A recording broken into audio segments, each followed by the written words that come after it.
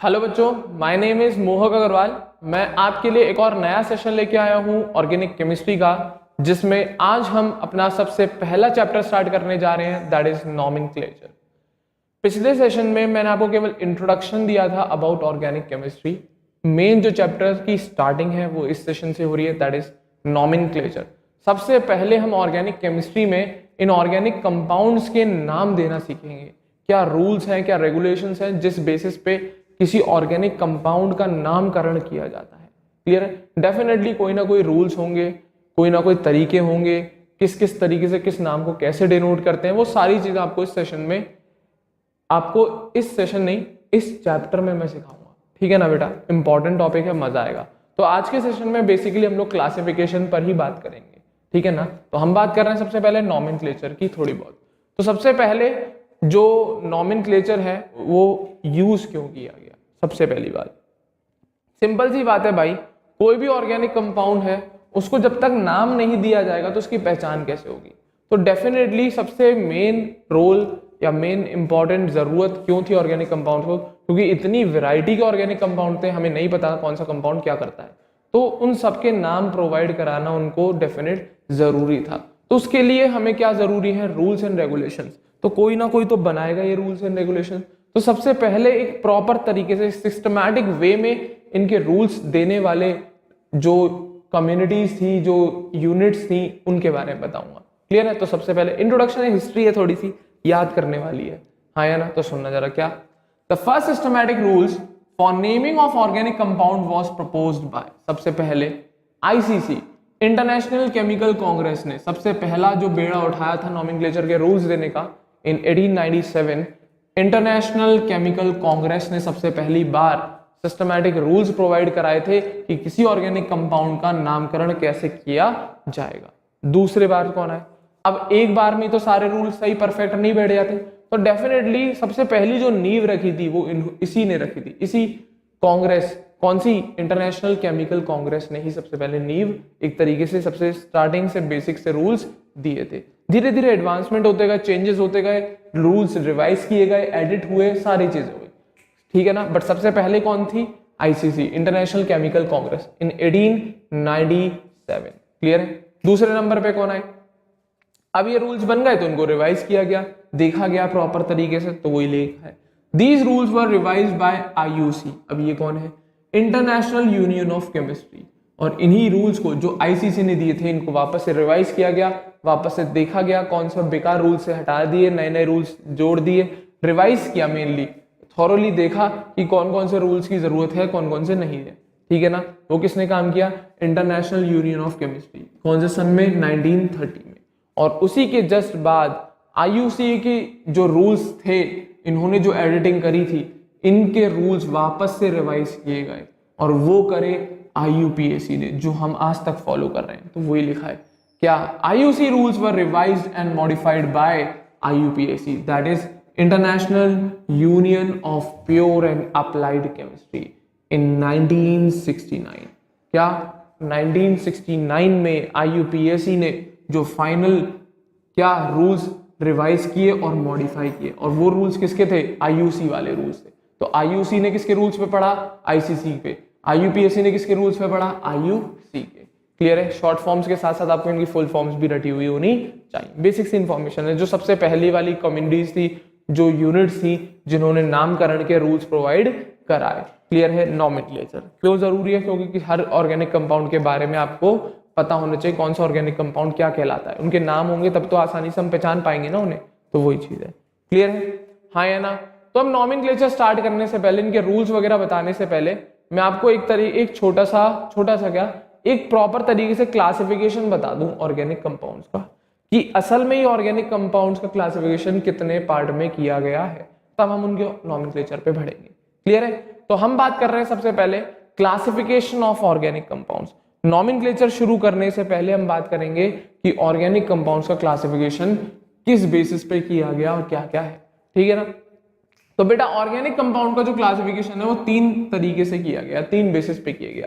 सबसे पहला क्लासिफिकेशन था स्ट्रक्चर के बेसिस पे, पहला क्या दूसरा क्या, तीन बेसिस पे किया बेसिक से। पहला स्ट्रक्चर के बेसिस पे, दूसरा फंक्शनल ग्रुप के बेसिस पे, और तीसरा होमोलोगस सीरीज के बेसिस पे। तो इन 3 बेसिस पे क्या ऑर्गेनिक कंपाउंड्स का क्लासिफिकेशन किया जाता है, बेसिक कंडीशन है, क्लियर है? हाँ है ना, structure, functional group and homologous series के बेसिस पे। ये तो बेसिक से 3 तरीके हैं जिनके बेसिस पे हम ऑर्गेनिक कंपाउंड्स को क्लासिफाई करते हैं। तो एक एक करके हम पहले तीनों क्लासिफिकेशन समझेंगे, तब बात करेंगे नॉमेनक्लेचर की, क्लियर है? तो सबसे पहला स्ट्रक्चर के बेसिस पे ऑर्गेनिक कंपाउंड्स का जो क्लासिफिकेशन है वो क्या है? तो एक टेबल बना रखी है मैंने यहाँ पर छोटी सी, उम्मीद करूंगा दिख रही होगी। अब आ गई पूरी, ये पूरी प्रॉपर टेबल है स्ट्रक्चर के बेसिस पे ऑर्गेनिक कंपाउंड के क्लासिफिकेशन की, क्लियर है? आप लोगों को भी बनानी है पूरी, ठीक है? आप लोगों को ये पूरी टेबल बनानी है। अब मैं थोड़ा सा अभी ऐसे ही रख दे रहा हूँ, तो फिर बाद में ब्रॉड कर करके जो छोटे छोटे नाम है वो भी दिखा दूंगा आपको, ठीक है ना? तो स्टार्ट कर रहा हूँ, एक्सप्लेन कर रहा हूँ मैं पहले, फिर आप लिखते चलना। सबसे पहली बात, हाँ या ना, जिससे पूरी टेबल आ जाए, देखिएगा।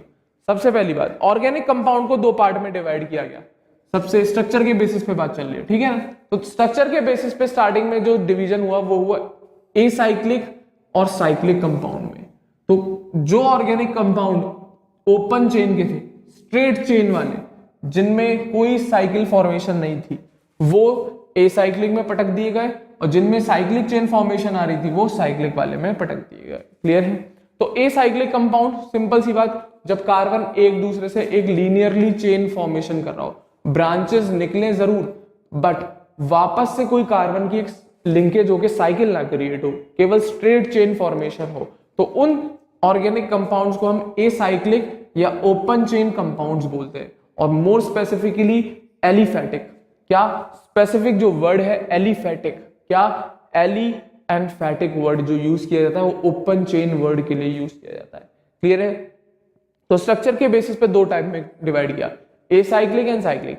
एसाइक्लिक को ही हम क्या कहते हैं, एलिफेटिक, और दूसरे कौन, साइक्लिक, जिसमें कार्बन इस तरीके से लिंक हो कि वो एक क्लोज्ड चेन बना रहे हो, एंड में क्या बना रहे हो बेटा, एक क्लोज्ड चेन बना रहे हो, तो कार्बन इस तरीके से ज्वाइंट देखिए एक क्लोज्ड चेन बन गई। तो इस टाइप के जितने भी स्ट्रक्चर्स दिखेंगे वो हमें से किसमें दिखेंगे, साइक्लिक या क्लोज चेन कंपाउंड्स में। और ओपन चेन जैसे आपको पता ही होगा, इथेन बनाते हो आप CH3CH3, प्रोपेन बनाते हो CH3 CH2 CH3, तो ये सब क्या, ओपन चेन, हाँ या ना? और साइक्लिक में साइक्लोब्यूटेन, साइक्लोप्रोपेन, इस टाइप के कंपाउंड्स आते हैं, ठीक है? ओपन चेन वालों का स्पेशल नाम है, याद रखिएगा, एलिफेटिक, दैट इज कौन, ओपन चेन कंपाउंड्स, क्लियर है? अब इसके एग्जांपल्स दे रखे हैं यहाँ पर, थोड़ा मैं ब्रॉड कर दूं जिससे तीनों एग्जांपल दिख जाए चारों। तो सबसे पहला एसाइक्लिक या ओपन चेन का एग्जांपल देखो, it is butane, carbon 1 2 3 4 carbon, CH3 CH2 CH2 CH3, open chain है, कोई क्लोज चेन हुई, नहीं हुई। आइसोब्यूटेन CH3 CH CH3, एक ऊपर CH3, कोई क्लोज चेन है, नहीं है, ब्रांच निकल गई, आइसोब्यूटेन। इसमें CH3 CH CH double bond CH2, butene, alkene आ गया, कोई क्लोज चेन है, नहीं, ओपन चेन है ये सारे। और last 3,3 dimethyl 1 butyne, 3,3 dimethyl 1 butyne, ये सारे के सारे ओपन चेन या एलिफेटिक कंपाउंड्स के नाम है, क्लियर है? एग्जांपल्स हैं, उम्मीद करूंगा यहां तक क्लियर होगा, ठीक है? हाँ या ना, एलिफेटिक या ओपन चेन कंपाउंड्स, क्लियर है? अब बात आती है साइक्लिक की, किसकी बात आती है बेटा, साइक्लिक। अब इन साइक्लिक कंपाउंड्स में भी बेटा फर्दर सब डिवीजन है, इस साइक्लिक कंपाउंड में भी बेटा फर्दर सब डिवीजन, एलिफेटिक में इतना नहीं है, एल्केन एल्कीन एल्काइन उनको हम क्लास में नहीं ले रहे, वो अलग से समझाएंगे फंक्शनल ग्रुप वगैरह के बेसिस पे। केवल स्ट्रक्चर के बेसिस पे बात करें तो ओपन चेन है, बस ओपन चेन है तो ओपन चेन है, खत्म बात, मेन है साइक्लिक में। अब साइक्लिक में भी फर्दर 2 सब डिवीजन करे गए हैं, कौन कौन से वो सुनना जरा। तो पहला सब डिवीजन है साइक्लिक चेन में, एक दिख ही रहा होगा आप लोगों को, होमो एंड हेट्रोसाइक्लिक। कौन कौन सा बेटा, एक होमोसाइक्लिक है और दूसरा है हेट्रोसाइक्लिक, क्लियर है? दिख रहा है कि नहीं दिख रहा है, दिख रहा होगा, इतनी तो उम्मीद रख रहा हूं मैं। होमोसाइक्लिक, इसी का दूसरा नाम है कार्बोसाइक्लिक, और दूसरा है हेट्रोसाइक्लिक। अब नाम से ही समझ में आ रहा है, सिंपल सी बात, चेन बनेगी सर्कुलर। अब बस फर्क यह है, होमोसाइक्लिक ऐसे कंपाउंड्स हैं जिनमें जो चेन बनती है उसमें सारे कार्बन एटम ही आते हैं। हेट्रोसाइक्लिक में जो चेन बनती है उस चेन के अंदर कार्बन के अलावा और उसके पड़ोस में या उस पर्टिकुलर चेन में कार्बन के अलावा और डिफरेंट एटम्स भी आ जाते हैं, जैसे कभी ऑक्सीजन आ जाता है, कभी नाइट्रोजन आ जाता है, कभी फ्लोरीन आ जाता है, कभी सल्फर आ जाता है, तो वही है। तो कार्बोसाइक्लिक ऐसे कंपाउंड्स हैं जिनकी चेन में केवल कार्बन एटम्स आते हैं, जैसे कि ये देखिए, यहां पर कार्बन होगा, यहां पर कार्बन होगा, यहां पर कार्बन होगा, केवल इसी तरीके से इसमें भी कार्बन, इसमें भी कार्बन, इसमें भी कार्बन, इसमें भी कार्बन। तो ये जितनी भी चेन है ये सब कार्बन की चेन है। इस चेन के अंदर कार्बन के अलावा कोई दूसरा एटम नहीं आ रहा, साइड में निकल जाए तो वो कोई दिक्कत नहीं, पर मेन जो चेन है, पूरी जो मेन बैकबोन है उस चेन की, वो सब कार्बन एटम से ही मिलकर बनी हुई है। बट वहीं पे हेटेरोसाइक्लिक में बात करें, जरा ये देख, ये आ गया ऑक्सीजन, ये कार्बन, ये कार्बन। अब इस चेन में कौन बैकबोन में आ गया, ऑक्सीजन आ गया। इसमें देख ले, कार्बन कार्बन कार्बन कार्बन, और यहां पर आ गया ऑक्सीजन। क्लियर है, हाँ या ना। इसमें देख ले, कार्बन कार्बन कार्बन कार्बन, पर यहां पर आ गया ऑक्सीजन। तो जब चेन में कार्बन के अलावा कोई डिफरेंट एटम भी आना शुरू हो जाए, जब चेन के अंदर कार्बन के अलावा कोई डिफरेंट एटम भी आना शुरू हो जाए, तो वो हेटेरोसाइक्लिक ऑर्गेनिक कंपाउंड्स का केस आ जाता है। और अगर केवल कार्बन एटम से मिलकर बनी हुई है चेन वो, तो वो होमोसाइक्लिक ऑर्गेनिक कंपाउंड का केस आता है। या फिर उसी को हम कहते हैं कार्बोसाइक्लिक, मतलब ऐसी साइकिल जो केवल कार्बन की बनी हुई है। किसकी बनी हुई है, कार्बन। अब साइड ब्रांचेस में जैसे यहाँ पर H2 होगा, यहाँ पर H2 होगा, वो तो बैलेंसिंग करने के लिए आएगा ही ना, पर वो चेन में तो नहीं है ना, वो चेन का तो पार्ट नहीं है ना। चेन कैसे बनी है, कार्बन से ही तो बनी है। हाइड्रोजन तो बैलेंस ही बैलेंस करने के लिए आया है, दैट्स इट। क्लियर है, तो वही बोल रहा हूं मैं, क्या होमोसाइक्लिक या कार्बोसाइक्लिक एंड हेटेरोसाइक्लिक। तो इन शॉर्ट इसमें जो चेन है वो काय की बनती है, कार्बन की, और इसमें जो चेन है उसमें कार्बन के अलावा ऑक्सीजन, नाइट्रोजन, फ्लोरीन, सल्फर, ऐसे एलिमेंट भी आ जाते हैं चेन फॉर्मेशन में। क्लियर है, हाँ या ना। उम्मीद करूंगा साइक्लिक के डिवीजन क्लियर होंगे, होमो एंड हेटेरो। अब इन होमो और हेटेरो को फर्दर सब डिवाइड किया गया है। पहला alicyclic and second one is aromatic. अब क्या है ये एलिसाइक्लिक और एरोमेटिक, सुनना जरा। Alicyclic homocyclic compound and aromatic homocyclic compound. Clear है, अब ये क्या है, अब आपको इतना तो पता लग गया है, ये होमोसाइक्लिक का केस है, इसमें जो चेन बनेगी वो कार्बन की बनेगी। अब एलिसाइक्लिक और एरोमेटिक में बहुत सिंपल सा फर्क है। एलिसाइक्लिक वर्ड बेटा दो वर्ड से मिलकर बना होता है, aliphatic plus cyclic. Alicyclic word जो है ये दो वर्ड से मिलकर बना हुआ होता है, एलिफैटिक प्लस साइक्लिक। तो ये ऐसे कंपाउंड्स हैं जो लगते तो स्ट्रेट चेन है, बट फर्क ये है वो साइक्लिक फॉर्म में अरेंज हो गए। जैसे कि ये CH3, CH3 मत बोलो, CH2, CH2, CH2, इसका जो नाम जाता है वो जाएगा cyclopropane. It is a propane, बस फर्क ये साइकिल में आ गया, अब ये हो जाता है साइक्लोप्रोपेन।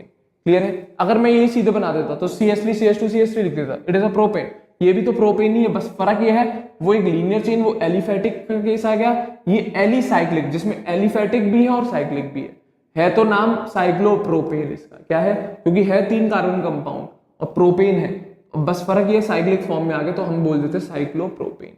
तो वही है ये एलिफैटिक प्लस साइक्लिक। ऐसे ऑर्गेनिक कंपाउंड जो है तो एलिफैटिक के डेरिवेटिव्स, बट क्या साइक्लिक फॉर्म में अरेंज हो गए हैं, साइक्लिक फॉर्म में अरेंज है तो एक तरीके से ओपन चेन होने चाहिए थे, बस फर्क ये है ओपन चेन नहीं है, ओपन चेन जैसे हैं, बस फर्क ये है साइक्लिक फॉर्म में अरेंज हो गए। तो इसीलिए हम इन्हें एलिसाइक्लिक का नाम दे देते हैं। क्या नाम दे देते हैं, एलिसाइक्लिक। ऐसे साइक्लिक कंपाउंड जो ओपन चेन जैसे लगते हैं या जो ओपन चेन के डेरिवेटिव्स है। क्लियर है, जैसे साइक्लोप्रोपेन, साइक्लोब्यूटेन, साइक्लोहेक्सेन, तो ये सारे कौन है, एलिसाइक्लिक कंपाउंड्स। एली मतलब एलिफैटिक एंड साइक्लिक तो साइक्लिक है, तो aliphatic plus cyclic, aliphatic plus cyclic. जो एलिफैटिक कंपाउंड्स थे अगर वो साइक्लिक फॉर्म में अरेंज हो जाए तो वो इस तरीके से दिखेंगे, साइक्लोप्रोपेन, साइक्लोब्यूटेन, साइक्लोहेक्सेन। अब दूसरा केस बनता है एरोमेटिक का। ये भी साइक्लिक कंपाउंड्स हैं, बस इनके पास खुशबू आ जाती है। एरोमा वर्ड मतलब होता है बेटा खुशबू का, तो ये भी साइक्लिक कंपाउंड्स हैं, बट ये ऐसे कंपाउंड्स हैं जिनके पास खुशबू होती है, तो एरोमेटिक है। क्लियर है, खुशबू वाले। अब इनके अंदर दो कंडीशन चलती है बेटा, एक फॉर्मूला है 4n+2 बराबर पाई इलेक्ट्रॉन्स। ये जो भी कंपाउंड्स फॉलो करते हैं इस फॉर्मूले को वो एरोमेटिक कंपाउंड्स होते हैं। अब ये सिखाएंगे आगे जाके एरोमेटिसिटी डिसाइड करना। क्लियर है, और दूसरा इनके अंदर ऑल्टरनेट डबल बॉन्ड प्रेजेंट होते हैं। Generally alternate double bond present होने की कंडीशन होती है, ठीक है, या रेजोनेंस की कंडीशन होती है, सिखाएंगे आगे जाके। क्लियर है, तो ये भी साइक्लिक कंपाउंड है, बस फर्क ये खुशबू वाले हैं जिनमें 4n+2 बराबर पाई इलेक्ट्रॉन और alternate double bond generally present रहते हैं।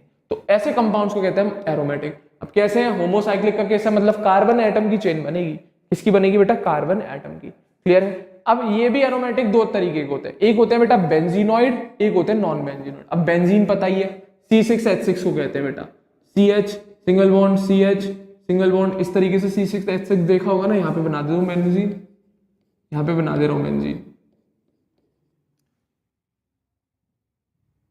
देखना जानते हैं बेंजीन, वैसे सिखा चुका हूं आपको केमिकल बॉन्डिंग में मैं।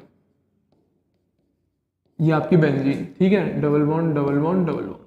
तो इसी के डेरिवेटिव्स हो तो वो सारे के सारे बेंजीनॉइड एरोमेटिक कंपाउंड्स, और बेंजीन जैसा स्ट्रक्चर नहीं हो पर एरोमेटिक जरूर हो तो वो नॉन बेंजीनॉइड एरोमेटिक कंपाउंड्स। तो है सारे के सारे कौन, होमोसाइक्लिक, है सारे के सारे कौन, होमोसाइक्लिक। क्योंकि देख इसके भी सारे एटम कार्बन ही होंगे, इसके भी सारे एटम्स कार्बन ही होंगे। हर जगह साइक्लिक चेन में जो भी साइक्लिक चेन बनी है वो सब की सब कार्बन एटम की मदद। अब ये मत कहना है, अभी दिखाऊंगा इसका स्ट्रक्चर, ठीक है ना। तो वही बात चल रही है। तो एरोमेटिक कंपाउंड्स दो तरीके के, बेंजीनॉइड एंड नॉन बेंजीनॉइड। कौन कौन से बेटा, benzenoid and non benzenoid. Example की बात चलेंगे तो देखो जरा बेंजीनॉइड के, बेंजीन ही बनना है पहला वाला। क्या है ये, बेंजीन। तो ये सारे कार्बन एटम है, ये कौन है बेटा, कार्बन एटम है, चेन पूरी, एच एच निकाल दी बाद में। ये सारे के सारे कार्बन एटम है, तो ये सब होमोसाइक्लिक का केस है। अब बस फर्क ये एरोमेटिक आ गया, इसमें 4n+2 बराबर पाई इलेक्ट्रॉन चलेगा, और दूसरा क्या ऑल्टरनेट डबल बॉन्ड है। देख एक छोड़ के एक छोड़ के एक, इसमें देख ले एक छोड़ के एक छोड़ के एक, फिर एक छोड़ के एक, फिर एक छोड़ के एक, फिर एक छोड़ के एक, ऑल्टरनेट डबल बॉन्ड पाए जाते हैं। क्लियर है। अब नॉन बेंजीनॉइड को देख लो जरा इधर, ये आ गया नॉन बेंजीनॉइड का केस। ये सब होमोसाइक्लिक की बात चल रही है। नॉन बेंजीनॉइड एरोमेटिक कंपाउंड, ये भी खुशबू वाले होंगे, बस यहाँ पर चेन, यहाँ पर भी क्या कार्बन की होगी, जो साइक्लिक चेन है वो कहेगी कार्बन की। अब आपका सर ऑक्सीजन और OH आ तो रहा है, पर बेटा साइड ब्रांच है, वो चेन के अंदर तो नहीं आ रहा ना, ये आंखें खोल के देख लेना। ये भी क्या है, नॉन बेंजीनॉइड है। बेंजीन का स्ट्रक्चर कहाँ है, ये बेंजीन से अलग है बेटा। ये सारे के सारे क्या है, non benzenoid aromatic compounds. That's it, याद रखेंगे आप लोग। एग्जाम्पल हाँ या ना, याद रखने सारे नाम आपको, सारे नाम आपको याद रखने बेटा, ठीक है ना।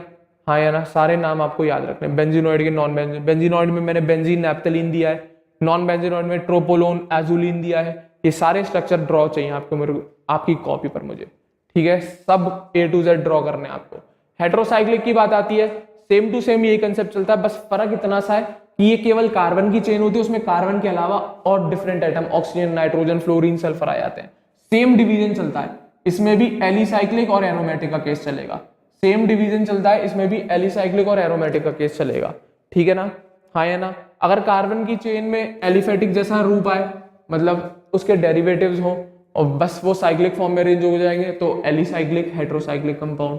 खुशबू आ जाए तो एरोमेटिक हेट्रोसाइक्लिक कंपाउंड। तो वही है एग्जांपल, ऑक्सीरेन, टेट्राहाइड्रोफ्यूरिन, इसमें देख कार्बन कार्बन ऑक्सीजन आ गया, carbon carbon carbon carbon oxygen, कोई डबल बॉन्ड नहीं आ रहा, विदाउट एनी डबल बॉन्ड होते हैं बेटा एलिसाइक्लिक। ऑक्सीजन आ गया बीच में, कार्बन कार्बन कार्बन, नाइट्रोजन आ गया देख बीच में, इसमें देख carbon carbon carbon carbon carbon और ये नाइट्रोजन। तो ये सारे के सारे एलिसाइक्लिक हैं, इसमें एरोमेटिक कैरेक्टर नहीं है, कोई डबल बॉन्ड नहीं, कोई 4n+2 बराबर पाई इलेक्ट्रॉन नहीं, सिंपल सीधी चेन होते, बट अब साइक्लिक फॉर्म में है तो एलिसाइक्लिक का नाम दे दिया गया है। सेम टू सेम होमोसाइक्लिक जैसे ही है, बस फर्क ये है इनकी जो मेन साइक्लिक चेन है उसमें कार्बन एटम के अलावा डिफरेंट एटम भी आ सकते हैं, जैसे ऑक्सीजन आ गया, नाइट्रोजन आ गया, दैट्स इट।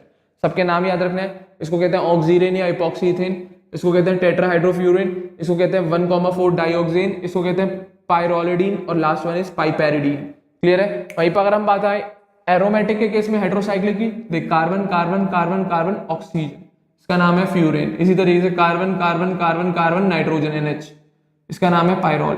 इसमें देख carbon carbon carbon carbon sulphur आ गया, इसको कहते हैं थायोफीन। इसमें देख carbon carbon carbon carbon carbon, अभी गोला क्या है, ऑल्टरनेट डबल बॉन्ड को कहते हैं बेटा। जनरली हम बेंजीन ऐसे बनाते हैं, अभी मैंने दिखाया था बेंजीन बना के, हम ऐसे डबल बॉन्ड दिखा देते ना। अब कभी कभी क्या करेंगे हम, ये डबल बॉन्ड ना दिखा के हम क्या करते हैं, इसी स्ट्रक्चर के अंदर हम गोला बना देते हैं। वो डबल ऑल्टरनेट डबल बॉन्ड का मतलब ये सर्कल है, तो यहाँ पर बस बेंजीन नहीं है, वो नाइट्रोजन है और डबल बॉन्ड ऑल्टरनेट पर वही लग रहे हैं। डबल बॉन्ड बिल्कुल बेंजीन की तरह ही लगता है, बस फर्क ये है एक कार्बन की जगह नाइट्रोजन आ गया और उसका नाम हो जाता है पाइरिडीन। लास्ट बचा नैप्थलीन जैसा स्ट्रक्चर है, यहाँ पर ऑल्टरनेट डबल बॉन्ड होते हैं। नैप्थलीन जैसा स्ट्रक्चर है, बस यहाँ पर नाइट्रोजन आ गया कार्बन की जगह, कार्बन की जगह नाइट्रोजन आ गया, इट इज कॉल्ड क्यूनोलीन। क्या कहते हैं, क्यूनोलीन। तो ये एरोमेटिक हेट्रोसाइक्लिक कंपाउंड का केस। तो स्ट्रक्चर के बेसिस पे क्लासिफिकेशन है ऑर्गेनिक कंपाउंड का। क्लियर है। पहले एसाइक्लिक साइक्लिक, फिर साइक्लिक को further divide homo and hetero, फिर इन होमो और हेट्रो को भी further divide alicyclic and aromatic, और एरोमेटिक को भी further divide benzenoid and non benzenoid. That's it. Clear है। हाँ या ना। उम्मीद करूंगा यहां तक सारी चीजें क्लियर होंगी। तो ये पहला क्लासिफिकेशन हुआ बेटा on the basis of structure. उम्मीद करूंगा समझ में आया होगा। That's it. हाँ या ना? ए साइक्लिक मतलब ओपन चेन, साइक्लिक मतलब एक क्लोज चेन में आ जाए। अब साइक्लिक में भी दो तरीके के, होमो और हेट्रो। साइकिल अगर कार्बन से मिलके बने तो होमो, कार्बन के अलावा और भी एटम आ रहे हो हेल्प कर रहे हो साइकिल बनाने में तो हेट्रो। अब होमो के अंदर भी दो type, alicyclic and aromatic. Alicyclic मतलब ऐसा लग रहा था एलिफेटिक कंपाउंड्स को हमने साइकिल में बना दिया, जैसे साइक्लोप्रोपेन, साइक्लोब्यूटेन, साइक्लोपेंटेन, तो वो एलिसाइक्लिक कंपाउंड में चले गए। एरोमेटिक में वो खुशबू वाले आ गए। क्लियर है? उसमें भी दो टाइप, बेंजीनोइड और नॉन बेंजीनोइड। बेंजीनोइड वो जो बेंजीन के या बेंजीन के डेरिवेटिव्स हो, नॉन बेंजीनोइड जो बेंजीन के जैसे हो ही ना बिल्कुल, बट एरोमेटिक जरूर हो। सेम कंसेप्ट चलता है हेट्रोसाइक्लिक में, बस फर्क यहाँ पर इतना ही है, इसमें केवल कार्बन की चेन होती है, उसमें कार्बन के अलावा और भी एटम आ जाते हैं चेन बनाने में। That's it. क्लियर है? तो ये पहला क्लासिफिकेशन ऑर्गेनिक का कंपाउंड का कंप्लीट है on the basis of structure. अब दूसरा क्लासिफिकेशन देखना बेटा ऑर्गेनिक कंपाउंड का, फंक्शनल ग्रुप के बेसिस पे। ठीक है ना बेटा? किसके बेसिस पे बता रहा हूं? फंक्शनल ग्रुप के बेसिस पे कैसे क्लासिफिकेशन होता है ऑर्गेनिक कंपाउंड का। ठीक है ना? अब क्लासिफिकेशन के पहले हमें ये तो पता लगे कि फंक्शनल ग्रुप होता क्या है। बहुत सिंपल सी कंडीशन, जनरली आपने सुना होगा अल्कोहल के बारे में या कार्बोक्सिलिक एसिड। कौन सा एसिड बेटा? Carboxylic acid. इनके बारे में तो जानते ही होंगे थोड़ा बहुत, हाँ या ना? तो यही वो कंपाउंड्स है जिसमें फंक्शनल ग्रुप्स प्रेजेंट होते हैं। जैसे अल्कोहल में कौन सा फंक्शनल ग्रुप देखते हैं? OH। कार्बोक्सिलिक एसिड में कौन सा देखते हैं? COOH। तो इन्हीं फंक्शनल ग्रुप की मैं बात कर रहा हूं बेटा। ठीक है ना? अब ये है क्या? फंक्शनल ग्रुप की डेफिनेशन सुनना। क्या? इट इज एन एटम और अ ग्रुप ऑफ एटम। ये एटम भी हो सकता है या फिर कोई ग्रुप ऑफ एटम भी हो सकता है, जैसे COOH में ग्रुप ऑफ एटम आ गया, हाँ या ना? या तो कोई एटम हो या कोई ग्रुप ऑफ एटम हो जिसकी वजह से which can change the properties of an organic compound if present in them, जिसकी वजह से उस ऑर्गेनिक कंपाउंड की सारी प्रॉपर्टीज में चेंजेस आ जाए। जैसे कि सपोज करो CH4 है मीथेन, इसकी प्रॉपर्टीज एल्केन जैसी होंगी, बिल्कुल सेम टू सेम, जो भी कुछ करे XYZ।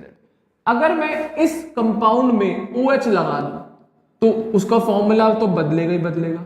अगर मैं इस CH4 में H हटा के OH लगा दूं तो ये जो मैंने ग्रुप ऑफ एटम ऐड किया है, इस ग्रुप ऑफ एटम के ऐड होने की वजह से इस कंपाउंड की सारी प्रॉपर्टीज बदल गई होंगी। जनरली जो हमने CH4 में प्रॉपर्टी ऑब्जर्व करी होंगी ना, उनसे कहीं गुना ज्यादा चेंज हो गई होंगी इस CH3OH की प्रॉपर्टीज। तो वही बोला जा रहा है, ये एक एटम या ग्रुप ऑफ एटम है जिसकी वजह से किसी ऑर्गेनिक कंपाउंड की प्रॉपर्टीज चेंज हो जाती है, मॉडिफाई हो जाती है, या फिर जिसकी वजह से किसी ऑर्गेनिक कंपाउंड को उसको अपनी प्रॉपर्टीज मिलती हैं। जैसे अल्कोहल की प्रॉपर्टीज होंगी, ये हाइड्रोजन बॉन्डिंग करेगा, पोलर होगा नेचर में, ये सारी प्रॉपर्टीज इस मॉलिक्यूल को क्यों मिली है? क्योंकि इसके अंदर OH आया है। It is a functional group. तो वही बात है, क्या ये फंक्शनल ग्रुप कोई एटम या ग्रुप ऑफ एटम है जिसकी वजह से किसी ऑर्गेनिक कंपाउंड की सारी प्रॉपर्टीज चेंज हो जाती हैं, जो उसने कभी सोचा। जैसे CH4 की प्रॉपर्टीज में चेंजेस अगर करने हैं, H हटा के OH फंक्शनल ग्रुप लगा दे, सारी प्रॉपर्टीज बदल जाएंगी। और वो प्रॉपर्टीज जो बदलेंगी वो किसके हिसाब से बदलेंगी? उस फंक्शनल ग्रुप के हिसाब से। आई बात समझ में? तो बेसिक सी डेफिनेशन है। तो functional group is a atom और a group of atom which change the properties of an organic compound if present in them. Clear है, हाँ या ना? अब यहां पर एक बात और, एल्कीन और एल्काइन को भी हम ट्रीट कर लेते हैं फंक्शनल ग्रुप की तरह। क्या? एल्कीन और एल्काइन को भी हम as a functional group treat कर लेते हैं। क्लियर है, मान लेते हैं, क्योंकि सफिक्स उनके पास होते हैं। एल्कीन और एल्काइन को भी हम as a functional group treat कर लेते हैं। ठीक है ना, हाँ या ना? चले आगे। अब कौन कौन से फंक्शनल ग्रुप है, क्या क्या क्लासिफिकेशन है? तो फंक्शनल ग्रुप के बेसिस पे क्लासिफिकेशन बता रहा हूं ऑर्गेनिक कंपाउंड में। कौन कौन से हैं? नंबरिंग लिख दिया, अभी ऊपर नीचे करके लिख दिया नॉर्मली। अभी मैं कोई रूल नहीं बता रहा हूं, केवल आपको टाइप बता रहा हूं कितने टाइप के फंक्शनल ग्रुप है। तो डेफिनेटली वो ऑर्गेनिक कंपाउंड में आएंगे तो वो कैटेगरी बन जाएगी, डिवीजन हो गया, क्लासिफिकेशन हो गया ऑर्गेनिक कंपाउंड का। तो on the basis of functional group, तो टेबल बना लेना बेटा। एक कॉलम में लिखना फंक्शनल ग्रुप, एक में लिखना उस फंक्शनल ग्रुप का फॉर्मूला, और तीसरे में लिखना उसका सफिक्स जो आता है वो। ठीक है, तो सबसे पहले नंबर पे है कौन? अल्कोहल। क्लियर है, मैंने ऐसे ही नॉर्मली लिख दिए, जो जो याद आते गए आप भी लिखते चले। अल्कोहल सबसे पहला फंक्शनल ग्रुप। फॉर्मूला कौन है OH। सफिक्स जो यूज करते हैं हम ऑल, OL ऑल। सफिक्स होता है बिल्डर किसी नाम के एंड में लगाने को, क्लियर है, नाम आएगा आगे जाके देना पड़ेगा। तो सबसे पहला फंक्शनल ग्रुप कौन, अल्कोहल, फॉर्मूला OH और सफिक्स है ऑल, सफिक्स है बेटा ऑल। दूसरा फंक्शनल ग्रुप दिखा, हाँ या ना, दूसरा फंक्शनल ग्रुप एल्डिहाइड, क्या फॉर्मूला CHO, सफिक्स अल, याद करनी है टेबल।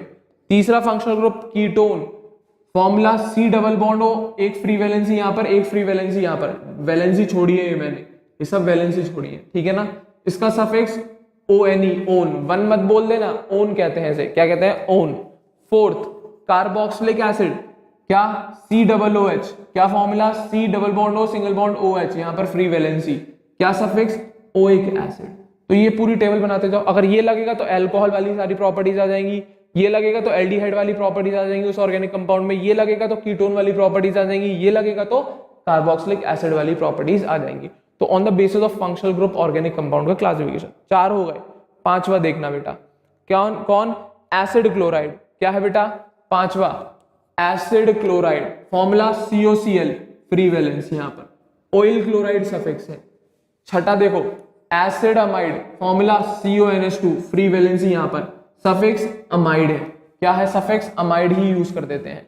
7th एस्टर, क्या CO सिंगल बॉन्ड OR, यहां पर free valency, CO single bond OR, free valency, suffix OAD use करते हैं। 8th एसिड एनहाइड्राइड, क्या C double bond O single bond O single bond C double bond O, free valency, एक यहां पर एक यहां पर। तो ये बनाने का तरीका बनाने पड़ेंगे आपको, सफिक्स एनहाइड्राइड, क्या सफिक्स एनहाइड्राइड। तो बेसिक से यही सारे थे, एक और है सफिक्स, ठीक है ना, वो और देख लेना, ठीक है ना। ये बेसिक से ज्यादातर सारे फंक्शनल ग्रुप बताई दिए मैंने लगभग। एक और देखना अगला, क्या ईथर को रोक ले, अभी ईथर को रोक लो, आप सल्फोनिक एसिड देखो, 9th वाला, ईथर को रोक लीजिए, sulphonic acid, formula SO3H, free valency यहां पर, सफिक्स सल्फोनिक एसिड। ईथर को रोक लीजिए, अभी बताऊंगा वापस आके, ये फंक्शनल ग्रुप को मार्क कर रहा हूं मैं, ठीक है ना। 9th 10th वाला देखो, थायो alcohol, formula SH, free valency यहां पर, सफिक्स थायोल, THIOL, ठीक है। 11th अमीन्स, कौन बेटा, अमीन्स, तीनों लिख दिए, ये पहला वाला NH2, free valency primary amine, NH 2 free valency secondary amine, N 3 valency tertiary amine, और इन तीनों के लिए सफिक्स अमाइन ही यूज करते हैं हम लोग एंड में, क्या अमाइन ही यूज करते हैं। तो अभी 11 फंक्शनल ग्रुप हुए, ईथर को रोक ले, अभी ईथर को मत लेके यहां पर, ईथर को रोक लेना अभी, ठीक है। 11 हुए, 12वां देखो जरा, साइनाइड पे आ रहा हूं, किस पे आ रहा हूं बेटा, साइनाइड, कौन साइनाइड, CN फॉर्मूला है, क्या formula, C triple bond N formula, suffix nitrile. 12th isocyanide, formula N triple bond C, उल्टा हो गया, पहले CN था अब NC हो गया, सफिक्स आइसोनाइट्राइल या कार्बाइल अमीन, कुछ भी यूज कर सकते हो, रटने हैं भाई, ये सब रटने हैं। 13th एल्कीन, फॉर्मूला नहीं होता, कार्बन डबल बॉन्ड कार्बन को कहते हैं एल्कीन, ठीक है, हाँ या ना, 2 फ्री वैलेंसी इधर से दिखा दियो, 2 फ्री वैलेंसी इधर दिखा दियो, क्लियर है, सफिक्स ईन। 14th एल्काइन, कोई फॉर्मूला नहीं, ट्रिपल बॉन्डेड कार्बन होंगे यहाँ पर, सफिक्स आइन, सफिक्स YNE, क्या बेटा, YNE, आइन कहते हैं, क्या कहते हैं, आइन, और एल्कीन में ईन कहते हैं, इनके एंड के जो टर्म है ENE और YNE, दैट्स इट, क्लियर है, हाँ या ना। तो ये मेन 14 फंक्शनल ग्रुप है, हाँ या ना। एक और है लास्ट नाइट्राइट, उसको और देख लो, फंक्शनल ग्रुप की तरह ही ट्रीट किया है, पर मैं नहीं बोलता हूं इसे फंक्शनल ग्रुप, वैसे ये सारी फंक्शनल ग्रुप है। अब थोड़े बहुत मैंने छोड़ दिए, देखो ईथर का केस देखो, ether is not a functional group, it is a substituent. Ether को हम फंक्शनल ग्रुप की कैटेगरी में टेबल में मैंने भले ही रख दिया है, ये फंक्शनल ग्रुप नहीं, एक सब्स्टिट्यूएंट है, इसकी वजह से भी प्रॉपर्टी बदलेंगी, बिल्कुल बदलेंगी, but it is a substituent. क्या है ये, सब्स्टिट्यूएंट है, बट स्टिल रखा गया इसीलिए क्योंकि इसका कोई सफिक्स नहीं होता, it always have a prefix. Substituent का कोई सफिक्स नहीं होता, हमेशा उसके प्रीफिक्सेस होते हैं। तो ROR फॉर्मूला है, प्रीफिक्स है इसका एल्कोक्सी, क्या है प्रीफिक्स, एल्कोक्सी, याद रखना, it is not a functional group, it is a substituent, mark कर लेना, अलग से बना लेना टेबल में, ठीक है ना। क्या ईथर, ROR फॉर्मूला है एल्कोक्सी, इसका प्रीफिक्स है। इसी तरीके से इसके और भाई बंधु भी हैं, इसी तरीके से और भी हैं इसके साथ सब्स्टिट्यूएंट के तौर पे, कौन बेटा, epoxy, it is also not a functional group, it is a substituent, formula CH single bond CH, ऐसे सिंगल बॉन्ड बना के O, और यहाँ पे एक फ्री वैलेंसी, यहाँ पर कुछ भी बिठा देना, ये क्या है, इपॉक्सी, और ये भी एक प्रीफिक्स ही है। जितने भी सब्स्टिट्यूएंट है उनके प्रीफिक्सेस होते हैं, कभी भी सफिक्स नहीं होता। क्लियर है। अगला हेलो कंपाउंड्स, हेलोजन है FCl Bri, कुछ भी लगा सकते हो, फ्री वैलेंसी से ज्वाइन कर देना। इसका भी प्रीफिक्स है कौन, हेलो। कौन है बेटा प्रीफिक्स, हेलो। इसी तरीके से नाइट्रो NO2, इस तरीके से फॉर्मूला है, N डबल बॉन्ड हो, कोऑर्डिनेट बॉन्ड हो, यहां पर फ्री वैलेंसी। क्लियर है। NO2 ये नाइट्रो, इसका भी प्रीफिक्स क्या, नाम जो है नाइट्रो वही प्रीफिक्स है। इसी तरीके से nitride, it is also a substituent, भले ही हमें लग रहा है सफिक्स है इसका, बट ये सब्स्टिट्यूएंट ही होता है नाइट्राइड। ठीक है। O single bond N double bond O, क्या इसका सफिक्स है, ये प्रीफिक्स नहीं है, ये सफिक्स में ही लगाना, इट इज अ सफिक्स। बाकी सब के मैंने प्रीफिक्स बताए। NO2 ये भी फॉर्मूला है, NO2 ये भी फॉर्मूला है। इसका लिंकेज नाइट्रोजन से है, इस केस में लिंकेज ऑक्सीजन से है। फर्क बस इतना सा ये दोनों में। NO2 में, नाइट्रो में जो लिंकेज होता है वो N से होता है, नाइट्राइड में जो लिंकेज होती है वो ऑक्सीजन से होती है। इसका प्रीफिक्स होता है नाइट्रो, पर नाइट्राइड के केस में इसका सफिक्स होता है नाइट्राइट। कौन है, नाइट्राइट। और ऊपर कार्बन साइनाइड के केस में ये नाइट्राइल है। दोनों स्पेलिंग में कंफ्यूज मत हो जाना, NITRITE and this is NITRILE, nitrile है वो CN, और इसका ONO का है nitrite. It is also a substituent. तो फंक्शनल ग्रुप अलग है, सब्स्टिट्यूएंट्स अलग है। Substituents are not functional groups, but इनकी वजह से भी कैटेगरी क्रिएट होती है, तो मैंने सबको फंक्शनल ग्रुप वाली टेबल में ही चिपका दिया है। क्लियर है, याद रखेंगे। जिसके लिए प्रीफिक्सेस यूज कर रहे हैं उनको भी याद रखना, जिनके लिए सफिक्स यूज कर रहे हैं उनको भी याद रखना है। तो ये क्लासिफिकेशन है बेटा on the basis of functional group. तो टेबल बहुत इंपॉर्टेंट है, सब कुछ इसी से आ जाएगा। Functional group, formula and suffix, क्या फॉर्मूला है, क्या फंक्शनल ग्रुप है, क्या सफिक्स है, सारी चीजें रट जाएंगी, रटनी पड़ेगी पड़ेगी और पड़ेगी। क्लियर है। लास्ट क्लासिफिकेशन और सुन लो, classification on the basis of homologous series. तो मेन होमोलोगस सीरीज समझाना है मेरे को, क्या होती क्या है ये होमोलोगस सीरीज।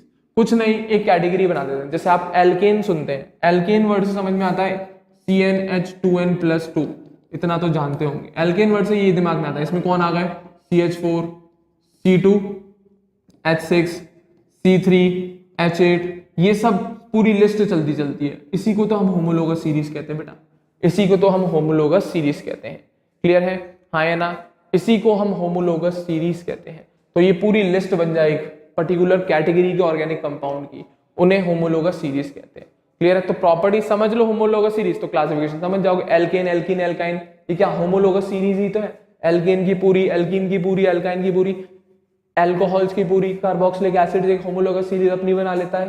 तो वही सारी चीजें होमोलोगस सीरीज के बेसिस पे भी क्लासिफिकेशन किया गया है। अब होती क्या है सुनना जरा। होमोलोगस सीरीज में a series of members which have same chemical properties. Homologous series बेटा एक ऐसी सीरीज है जिसके जो भी मेंबर्स हो उन सबकी केमिकल प्रॉपर्टीज डिट्टो एक जैसी हो, सेम केमिकल प्रॉपर्टीज, बहुत माइन्यूट फर्क हो पर सेम ही हो। क्लियर है। दूसरा, इस सीरीज के जो मेंबर्स होंगे उनके बीच में एक CH2 का फर्क होना चाहिए केवल, और किसी चीज का फर्क नहीं होना चाहिए, only a difference of CH2। तो successive members of this series differs by a CH2 या फिर 14 AMU यूनिट। जैसे एग्जांपल लेके चल लेते हैं, मीथेन पकड़ो, ईथेन पकड़ो, प्रोपेन पकड़ो, ब्यूटेन पकड़ो, बस इतनी पकड़ लो। ठीक है, एल्केन की होमोलोगस सीरीज बना दिया। तो पहली बात, ये एक होमोलोगस ऐसी सीरीज होती है जिसके सारे मेंबर्स की केमिकल प्रॉपर्टी सेम, इनकी सारी केमिकल प्रॉपर्टी, केमिकल बोल रहा हूँ फिजिकल नहीं बोल रहा हूँ, केमिकल प्रॉपर्टी सेम। दूसरी बात, इनके जो सक्सेसिव मेंबर्स होते हैं लगातार वाले, उनमें CH2 का फर्क होता है। देखिए जरा, CH4 और ये C2H6 माइनस कर ले, कितने कार्बन, एक कार्बन और दो हाइड्रोजन का फर्क है, एक कार्बन दो हाइड्रोजन का फर्क है। डेफिनेटली इसका जो भी वेट होगा उसमें 14 AMU का इंक्रीमेंट आ गया होगा। तो डेफिनेटली यहां पर किसका फर्क है, CH2 का फर्क। इन दोनों में भी किसका फर्क है, CH2 का फर्क। इन दोनों में भी किसका फर्क है, CH2 का फर्क। 14 AMU का फर्क आता है। तो यही निशानी है होमोलोगस सीरीज की। तीसरा, all the members of a series follow common general formula. ये सब के सब एक जनरल फॉर्मूला, जैसे कि एल्केन के केस में CnH2n+2, हर कोई मेंबर इस फॉर्मूले को फॉलो कर रहा होगा, बिल्कुल कर रहा होगा। क्लियर है, हाँ या ना। तो ये कैरेक्टर्स है होमोलोगस सीरीज, इस बेसिस पे क्लासिफिकेशन किया जाता है। जैसे कि 3 नाम दे दिए, alkane alkene and alkyne, 3 homologous series बना दिया आपके लिए। एल्केन का फॉर्मूला ये रहा, एल्कीन का ये रहा, एल्काइन का ये रहा। सब मेंबर्स हैं, उनकी केमिकल प्रॉपर्टी सेम होगी, सब एक जनरल फॉर्मूले को फॉलो कर रहे होंगे, सक्सेसिव मेंबर्स में CH2 का फर्क डेफिनेटली होगा। क्लियर है, हाँ या ना। तो ये कैटेगरीज है बेटा होमोलोगस सीरीज की। हाँ या ना? ये गलत लिख गया स्पेलिंग, मैं स्पेलिंग सही कर दूं। होमोलोगस सीरीज, कौन सी सीरीज बेटा? होमोलोगस सीरीज, दैट्स इट, याद रखेंगे, ठीक है, याद रखेंगे होमोलोगस सीरीज। चले आगे, एक और चीज बात करो। अब बात आती है इनकी फिजिकल प्रॉपर्टीज की। तो सर फिजिकल प्रॉपर्टीज की बात करें तो ग्रेजुअल इंक्रीज होता है, ठीक है ना? तो सुनना, physical properties show a regular gradation, reduction लिखा हुआ है, ग्रेडेशन आएगा यहां पर, या रेगुलर इंक्रीज बोल लो, ठीक है ना? Physical properties show a regular increase as we move down the series because molecular mass increase. तो फिजिकल प्रॉपर्टीज की बात करेंगे तो वो एक रेगुलर इंक्रीज दिखाएगी, ग्रेडेशन होगा, इंक्रीमेंट होगा, क्लियर है? क्योंकि नीचे जाने पर मॉलिक्यूलर मास बढ़ता चला जाता है। तो physical properties down the series, जैसे मीथेन से ईथेन पे आए, ईथेन से प्रोपेन पे आए, उससे नीचे आए, तो फिजिकल प्रॉपर्टीज इंक्रीज करती जा रही होगी डेफिनेटली, क्योंकि उनका मॉलिक्यूलर मास बढ़ रहा होगा। और साथ ही साथ ये जितने भी मेंबर्स होंगे किसी होमोलोगस सीरीज के, उनके लिए एक कॉमन मेथड ऑफ प्रिपरेशन पढ़ाऊंगा आगे जाके, जैसे एल्केन एल्कीन एल्केन पढ़ेंगे, मेथड ऑफ प्रिपरेशन चलेंगे, इनऑर्गेनिक कंपाउंड्स को हम बनाते कैसे हैं तो वो चलेंगे मेथड ऑफ प्रिपरेशन। तो डेफिनेटली अगर कोई मेंबर या 2-3 मेंबर एक ही होमोलोगस सीरीज के होंगे तो डेफिनेटली उनके लिए कोई ना कोई कॉमन मेथड ऑफ प्रिपरेशन होगा ही, कि उसी मेथड से हम एक कंपाउंड को ऑब्टेन कर रहे हैं उस सीरीज के, और उसी मेथड से ही हम उसी सीरीज के दूसरे कंपाउंड को भी आसानी से ऑब्टेन कर सकें। तो वही तो कैरेक्टर्स है होमोलोगस सीरीज के, क्लियर है? और लास्ट बट मोस्ट इंपॉर्टेंट, अगर किसी होमोलोगस सीरीज में फंक्शनल ग्रुप प्रेजेंट होता है तो वो हर मेंबर में प्रेजेंट होगा, और उतना ही होगा जितना पहले मेंबर में है, उतना ही फंक्शनल ग्रुप का अमाउंट लास्ट मेंबर में भी प्रेजेंट होता है। तो वही लिखा है, if a functional group is present in a homologous series then all the members have the same functional group in the same amount.